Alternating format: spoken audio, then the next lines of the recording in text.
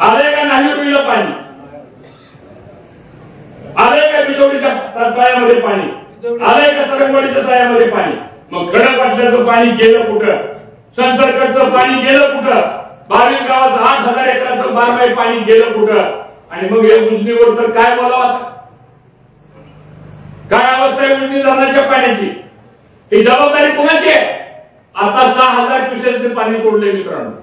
15 डिसेंबरला उजनीचं पाणी 62% होतं, 15 डिसेंबरला. आणि आज या 2.5 महिन्यामध्ये -18 टीएमसी पाणी झाले, -18 टीएमसी पाणी झाले. कोण जबाबदार आहे याला. त्या सिनेमाला बोगद्यात रोज पाणी चालू आहे, कोणी थांबवायचं पाणी. त्या सोलापूर जिल्ह्यातली माणसं म्हणायची आम्हाला कॅनलला पाणी नको, तरी कॅनलला पाणी चालू. आता सोलापूरला प्यायला पाणी द्यायचे, सोलापूरला पाणी लागतं 18 टीएमसी, पाणी सोडायचं 6 टीएमसी. कोण जबाबदार आहे याला. का तुम्ही नियोजन करत नाही. आज परिस्थिती अशी आहे मित्रांनो, या सगळ्या बॅकवॉटर मध्ये आता भीमा नदीचं मूळ पात्र जे आहे ना तेवढं शिल्लक राहिले. काय करायचं शेतकऱ्यांनी, कुणी जबाबदारी घ्यायची या प्रश्नाची. ही काय ठिकाण आहे, ही वस्तुस्थिती आहे. शेवटी या तालुक्यातला शेतकऱ्याचा व्यवसाय हा शेतीवरती आहे. या इंदापूर तालुक्याचं 2014 वार्षिक उत्पन्न या तालुक्यातल्या शेतकऱ्यांचं 4,500 कोटी रुपये होतं. आज या तालुक्यातल्या शेतकऱ्यांचं वार्षिक उत्पन्न 1200 कोटी आहे. 3,000 कोटी कुणाची कमी झाली. तुम्ही काबाड कष्ट करता, तुम्हाला तुमची मागणी काय. आम्हाला वेळेवर पाणी द्या, आम्हाला वेळेवर वीज द्या, कच्च्या मालाचं रूपांतर पक्क्या मालामध्ये करा. संपला विषय. शेतकरी काबाड कष्ट करतोय. काय अवस्था निर्माण झालेली आहे. कोण जबाबदार आहे याला. इथलं नियोजन शून्य, लोकप्रतिनिधी हा जबाबदार आहे. 10 वर्षामध्ये निष्क्रियता, 10 वर्षामध्ये भ्रष्टाचार, 10 वर्षामध्ये जातीवाद, 10 वर्षामध्ये गुंडाराज आणि 10 वर्षामध्ये कमिशन ठेकेदार. एवढंच काम झाले का 10 वर्ष. सांगा मी बोलतो चुकीचं आहे का. चुकीचं झालं सांगा, मी माझे शब्द मागायला घेतो. लाईव्ह चालू आहे का मला माहिती. शब्द मागायला घेतो चुकीचं असेल ते सांगतो. का तुम्ही या जो इंदापूर तालुका तळहाच्या फोडासारखा कैलासवासी भाऊंनी समाजकारण राजकारण केलं, गोलक साहेबांनी समाजकारण राजकारण केलं, गणपतराव पाटलांनी 10 वर्ष राजकारण समाजकारण केलं, आम्ही 20 वर्ष राजकारण समाजकारण केलं. असलं काम या 10 वर्षासारखं या तालुक्यामध्ये मित्रांनो कधी घडलेलं नाही. याचा हिशोब हा घ्यावा लागेल आपल्याला. आता सांगतो 14ला आमचा पराभव झाला तर आमची नाकेबंदी केली. गर्भोगी कारखाना कसा बंद पडेल, याची आर्थिक कोणी कशी होईल, टार्गेट केलं. मला टार्गेट केलं आपल्या गर्भोगी कारखान्याला, निराविमान कारखान्याला टार्गेट केलं. एक दमडा दिला नाही जिल्हा बँकेमधून सांगतो तुम्हाला. तुम्ही आज सांगताय सगळ्यामध्ये की आमच्या जीवे आहेत त्या. तुमच्या जीवे आहेत त्या कुठल्या जीवे आहेत मला माहिती सांगतो. कशाला बोलायला होतं या ठिकाणी. कोणतरी म्हणलं परवाच्या सभेमध्ये कर्मयोगी कारखान्यांमध्ये आमच्या जीवेत म्हणून कारखाना चालला. आता तुमच्याकडे कारखाना चालवणारा एवढ्या जर जीवी तुमच्याकडे असतील तर जीवीवरच आपण कारखाना चालवू ना. काय बोलतो आपण, त्याचे काय परिणाम होतील.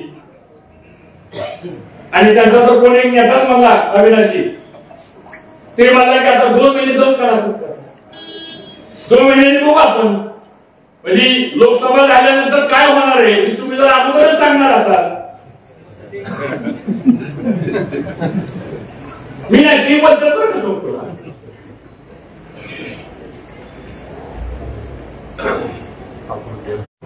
आपण भारतीय जनता पक्षामध्ये गेलो, काही स्वार्थासाठी गेलो नाही. 5 वर्ष मी भाजपमध्ये काम केलं. सांगा एक तरी पद मला भाजपकडून मिळालं का. मी म्हणलं का भाजपला मला काही द्या म्हणून, नाही म्हणलं. मी जाताना म्हणलं आपण रुसलो असतो, फुगलो असतो, कुठेतरी जाऊन नॉट रिचेबल झालो असतो. आम्ही स्वतः करता गेलो नाही. कोण कुठे गेलं ते माझ्यापेक्षा तुम्हाला जास्त माहिती.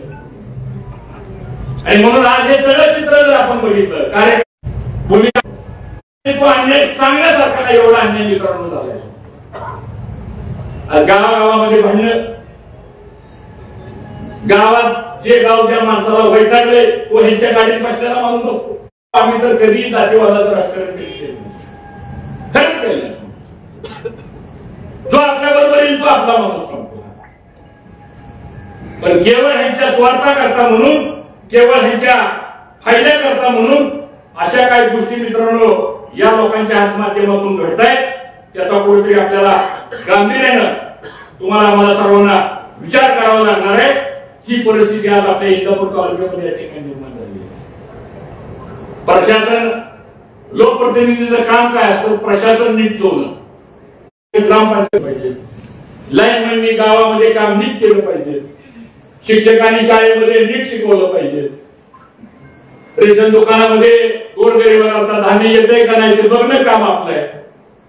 कोणाचे थांबले असतील ते नीट करून देणं आपलं काम आहे. एखाद्या घरामध्ये लग्न झालं असेल आणि एखादी सून आली असेल, तिला रेशन कार्ड मध्ये नाव नसेल तर तिचं रेशन कार्ड मध्ये नाव समावेश करून घेतलं पाहिजे. एखादी मुलगी दुसऱ्याच्या घरात लग्न झालं असेल तर तिचं कार्ड नाव कमी करून त्या कुटुंबामध्ये रेशन कार्डामध्ये तिचं नाव आलं पाहिजे. ही साधी साधी अपेक्षा लोकांच्या असतात आणि ह्याला प्रशासन म्हणतात. आज अशी अवस्था आहे, एवढ्या खोट्या नाट्या केसेस केल्या जातात पोलीस स्टेशन मध्ये. मी एसपीला सुद्धा 4 वेळा सांगितलं, मी प्रत्येक अधिकाऱ्याला सांगतो बाबा असं कुणी वागू नका. ठीक आहे, अधिकारी आता त्याच्या लक्षात आले, अधिकाऱ्यांचा काही दोष आहे असं मानत नाही. दोष कोणाचा आहे? फोन करणाराचा दोष आहे. आणि कोण फोन करतं की तुम्हालाही माहिती माझ्यापेक्षा सांगतो. म्हणजे ज्याला मारलेलं असतं तो पोलीस स्टेशनला जायच्या अगोदर ज्यांनी मारलेलं असतं तो तिथं हजर असतो, त्याच्यासाठी फोन आलेला असतो. घडतंय का नाही सांगा. आणि म्हणून या सगळ्या गोष्टीचा आज इंदापूर तालुक्यामध्ये खूप गांभीर्यानं मला असं वाटतं आपल्याला विचार करण्याची आज या ठिकाणी वेळ आलेली आहे. आणि हे कुठेतरी आपल्याला काम प्रामाणिकपणाने करावं लागेल. सांगा बरं मला, कोणाला ह्या 10 वर्षामध्ये नोकरी मिळाली? हा एखादा मुस्लिम समाजाचा मुलगा इथं हात वर करा. हा एखादा दलित समाजाचा मुलगा हात वर करा. हा एखादा माळी समाजाचा मुलगा हात वर करा. हा एखादा मराठा समाजाचा मुलगा हात वर करा. हा एखादा धनगर समाजाचा मुलगा त्यांनी हात वर करा. हा एखादा 12 बलुतेदाराचा मुलगा की ज्याला नोकरी ह्यांनी लावली 10 वर्षामध्ये. एक उदाहरण सांगा. लागल्या नोकऱ्या कुणाला लागल्या? मेवना, मेवण्याचा मेवना, मेवना आणि मेवनाचा मेवना. ह्याच्या पलीकडे आहे का काही सांगा मला तुम्ही? 3 कुटुंबाचा लाभ झाला का या तालुक्यामध्ये? 10 वर्षामध्ये लाभ कुणाचा झाला? 3 कुटुंबाचाच लाभ झाला. 4थं कुटुंब सुद्धा नाही. आणि तुम्ही आमच्यावर आरोप करता. आज मला सांगा, मी तर कुठल्याच पदावर नाही. आता हे काय एक पद आलं की अमित शहा आणि देवेंद्र फडणवीस साहेबांनी मला दिलं की राष्ट्रीय सहकारी संघाचा अध्यक्ष, एनसीडीसीचं डायरेक्टर मिळालं. ठीक आहे, मी त्याचे आभार मानतो. तुम्ही माझा सत्कार इथे केला. हा माझा सत्कार नसून हा सत्कार तुमचा सत्कार आहे. या तालुक्याच्या स्वाभिमानी शेतकऱ्यांचा सत्कार आहे. आपल्या काळामध्ये जवळजवळ आपण 7 ते 8 हजार लोकांना नोकऱ्या लावल्या. मी राज्याचा कृषी राज्यमंत्री असताना प्रकल्पग्रस्त जीआर काही साक्षीदार इथे बरीच बसले सोडतो. त्या जीआर मध्ये काढ होती एकूण जागेच्या 3% जागा निघाल्या तर प्रकल्पग्रस्ताला नोकरी लागेल. मी त्यावेळेस मुंडे साहेबांना आणि मनोहर जोशी साहेबांना, आज दोघे विचारी नाही, त्यांच्याकडे गेलो. म्हणलं हा जीआर फक्त एक शब्द बदला, एकूण जागेचा 3% फक्त करा, निघणाऱ्या जागेचा शब्द काढा, एकूण जागेचा 3% तेवढा.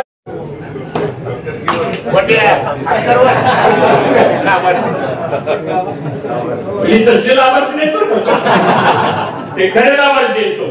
कारण त्यांच्या जमिनी गेल्या, त्यांच्याकडे प्रकल्पाचा दाखला होता, अशी मुलं लागली, आज काय रिटायर झाली, त्यांची कुटुंब सुधारली, त्यांची नवीन पिढी, कोण डॉक्टर झालं, कोण इंजिनियर झालं, त्याला विकास म्हणतात. सांगा बरं, एक तरी माणसाला नोकरी लावली का? एक तरी विकासाचं काम ह्या तालुक्यामध्ये एक संस्था काढली का सांगा? एक संस्था काढली का सांगा? 2 अंगणवाड्या सेविका मदतनीस काढल्या. आपण बालवाड्या काढल्या, आपण विनाग्रांच्या शाळेला परवानगी दिली आणि आज तालुक्यामध्ये विद्यार्थ्यांची संख्या 1,36,000 आहे. म्हणजे 10 वर्षामध्ये 39,000 मुलं वाढली. एक नवी शाळा निघाले का आपल्याला? आणि विकास म्हणजे जर 1/3 पॉप्युलेशन आपल्या तालुक्याची जर विद्यार्थी दशकामध्ये असेल तर त्या विद्यार्थ्याला चांगलं शिक्षण देणं हे लोकप्रतिनिधीचं काम आहे. भाऊंची आम्हाला शिकवत होती, भाऊंचे एक संस्कार आमच्यावर आहे. दुर्दैवानं असं कोणतंही काम झालं नाही आणि आज तरुणांची बेकारी वाढायला लागली. सुशिक्षित बेकार. सांगा बरं कोणता कार्यक्रम झाला, कोणतरी मंत्री आला का आपल्या तालुक्यात 10 वर्षामध्ये? सांगा. अहो आम्ही मुख्यमंत्र्याला घेऊन येतो या मतदारसंघामध्ये, का नाही तो?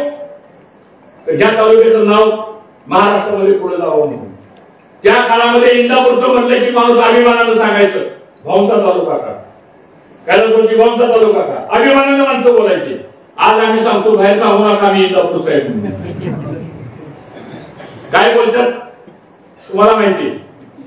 आज अख्खं प्रशासन वैतागून गेलेलं आहे या सगळ्या भ्रष्ट कारभाराला. आणि याचा त्रास कुणाला होतो? मुठभर माणसं पैसे मिळून मोठी झाली हो. याचा त्रास सामान्य माणसाला मित्रांनो या ठिकाणी होतो. एक साधं उदाहरण सांगतो. पालखी मार्गाचा मागाशी उल्लेख झाला. पालखी मार्ग गडकरी साहेब, मोदी साहेब, देवेंद्र फडणवीस साहेब मुख्यमंत्री असताना झाला. पाटस पासून पंढरपूर बंडीशेगाव पर्यंत पालखी मार्ग झाला. इंदापूर तालुक्यामध्ये पालखी मार्ग 73 किलोमीटर आहे. 6,830 कोटी रुपयाचं काम आहे आपल्या तालुक्यात.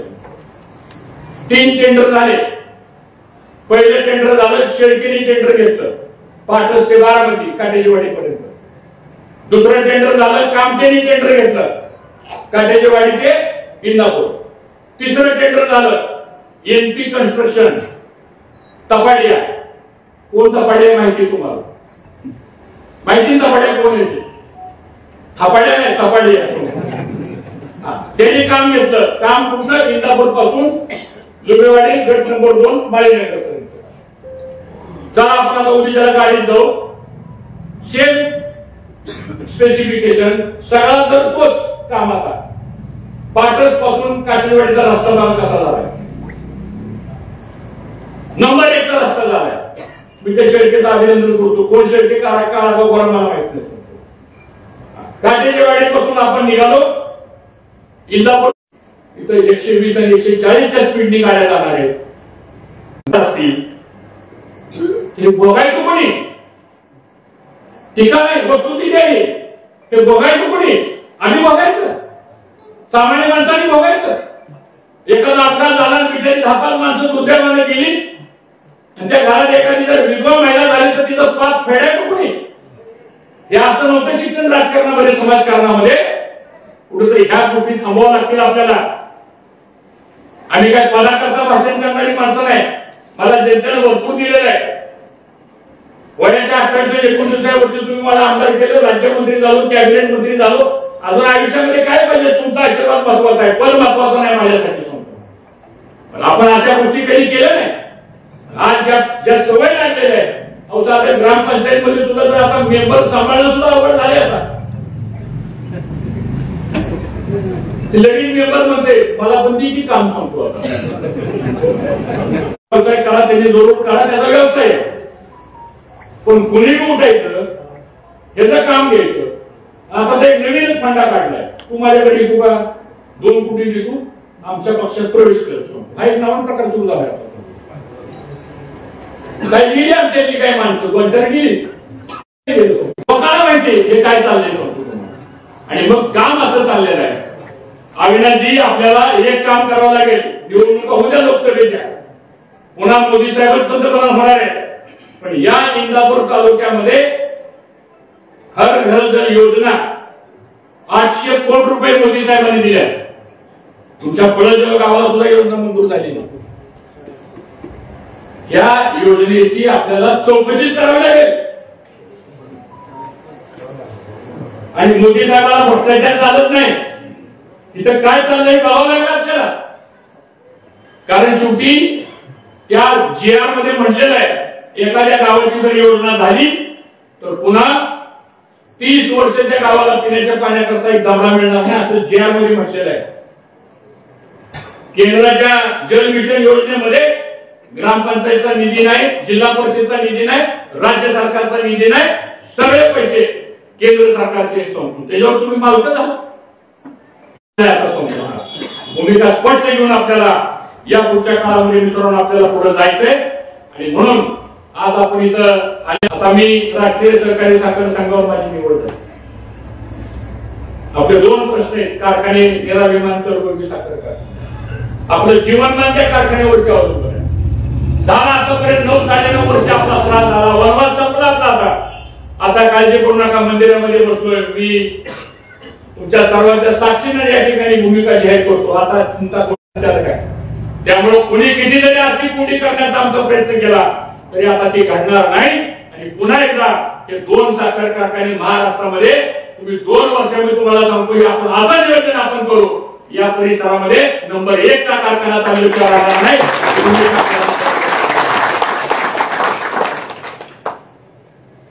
आर्थिक कोडी का केली माहिती का आपली, हे बंद पडलं पाहिजे. 22,000 शेतकऱ्यांचा प्रपंच उद्ध्वस्त झाला पाहिजे, 2,500 कर्मचारी भिकायला लागले पाहिजे आणि हा सगळा आम्हाला मिळाला पाहिजे. अहो एजंट झाली खासगी कारखान्याची, एजंट पुढारी एजंट झाली. दूध संघ आपला ठीक आहे, म्हणजे अडचणी आल्या, पॉलिसी वेगळ्या होत्या, अडचण निर्माण झाली. मी देवेंद्र फडणवीस साहेबांकडे गेलो, गुजरातच्या मुख्यमंत्र्यांना जाऊन भेटलो, म्हणलं आम्हाला तुम्ही अमोलशी टायप करून द्या, आमचा संघ पुन्हा जिवंत करा. अमोलचा करार झाला 5 वर्षाचा. तिथं काय मुलांनी माझा मगाशी सत्कार केला, उभं सत्कार केला नाही. आज 1.25 लाख लिटर दूध या दूध संघामध्ये जमा होत आहे आणि महिन्याला 21 कोटी रुपयाचं पेमेंट, 10 दिवसाला 7 कोटी रुपयाचं पेमेंट तुमच्या खात्यामध्ये जमा होत आहे. 21 कोटी महिन्याला म्हणले तर 12 महिन्याचे 250 कोटी रुपये झाले. हे कुठून पैसे आले? हे नियोजन आहे तुमच्याकडे? 16,000 मुलं 10वीच्या परीक्षेला बसले आणि 12,000 मुलं 12वीच्या परीक्षेला बसले. हा नियोजन तुमच्याकडे.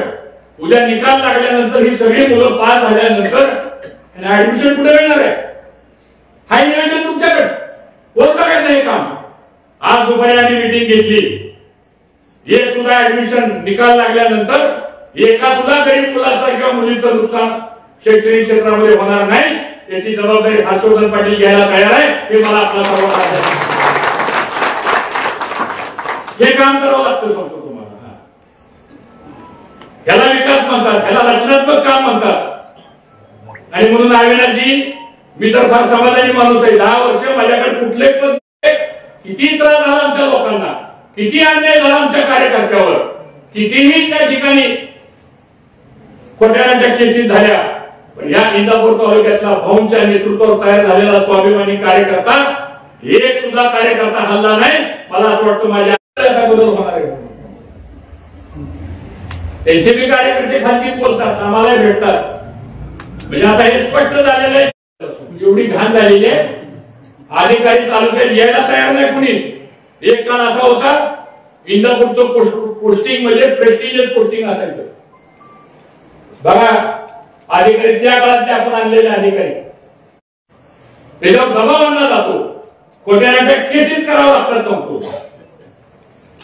अहो आता तुम्ही उल्लेख केला त्या कुंभरगावचा, काय सांगावं म्हणजे अशा किती केसेस आहेत. याचा दाखला घे, कलेक्टरकडे दाखल कर, याचं मेंबरशिप डिस्क्वालिफाय कर, त्याचं डिस्क्वालिफाय कर. आणि म्हणून अशा बऱ्याच गोष्टी मित्रांनो या तालुक्यामध्ये मित्रांनो मात्र आपली परिस्थिती खूप अवघड होणार आहे. हे सुद्धा कुठेतरी आपण लक्षात घेतलं पाहिजे. आता मला काय मिळालं, मला निधी मिळाला का नाही, माझं त्याचं पटत नाही, हे सगळं सोडून द्या. आता प्रत्येकाने एकच डोक्यात घ्या की मला आता बदल करायचा आहे. 95 कसं केलं आपण, माझ्या बंडोपरीचा पहिला नारळ या पळसदेव गावामध्ये फुटला होता आणि या पळसदेव गावाने पुढाकार घेतला आणि इंदापूर तालुक्यामध्ये परिवर्तन घडलं. आज या पळसदेव गावामध्ये या जिल्हा परिषद गटाची बैठक आपण या ठिकाणी घेतलेली आहे, हे मला प्रामुख्याने त्या ठिकाणी सांगायचे. कार्यकर्ते सगळे आले तरच विजय मिळणार आहे आपल्याला. आणि माझा बूथ जर 51% खाली राहिला तर आपल्याला विजय मिळणार नाही. प्रत्येकाने जर आपापलं गाव आणि आपापला बूथ जर सांभाळला आणि त्या बूथवर सुद्धा सगळ्या जाती धर्मांना बरोबर घ्या, तरुणांना बरोबर घ्या, महिलांना बरोबर घ्या, शेतकरी सन्मान योजना आणली. आज दुपारी दूध संघामध्ये मी कृषी अधिकाऱ्यांना बोलवून घेतलं होतं. 48,265 लोकांना, शेतकऱ्यांना 48,265 शेतकऱ्यांना कुणालाही कमिशन न देता जीवाला गॅस योजना तुम्ही आम्ही 2025 मधला 2029 पर्यंत केले मोदी साहेबांनी. कॅबिनेटचा निर्णय पुढच्या 5 वर्षाकरता झाला. त्याला म्हणतात लोकनेत्याचं काम संपवतो. त्याचबरोबर मुद्रा योजना असेल, बरेच योजना आहेत अशा, इतक्या योजना आपल्याकडे आहेत, बरी भली मोठी यादी माझ्याकडे आहे. कुठेतरी आपण सुद्धा सगळ्या कार्यकर्त्यांनी ह्याकडे लक्ष द्या. एखाद्या गावचा रस्ता होईल